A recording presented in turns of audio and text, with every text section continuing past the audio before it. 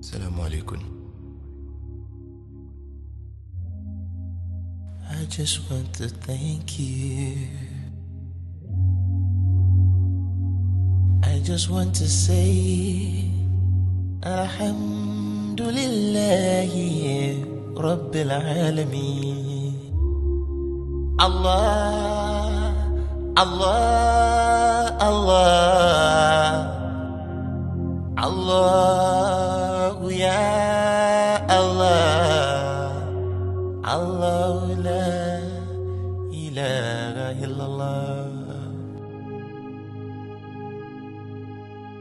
Sallallahu alayhi wa sallam.